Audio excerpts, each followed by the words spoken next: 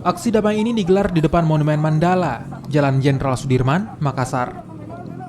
Puluhan pengemudi ojek online yang tergabung dalam Solidaritas Driver Online Makassar menggelar doa bersama untuk aparat kepolisian di Indonesia pasca bom bunuh diri di Polres Medan. Mereka juga membentangkan spanduk yang bertuliskan "Ojol bukan teroris". Tadinya kita bebas masuk, tapi setelah ada kejadian seperti yang kemarin, kita dilarang di pos satpam dan diperiksa baik-baik. Tapi kita tetap patuhilah aturan dari hotel itu, rumah sakit itu.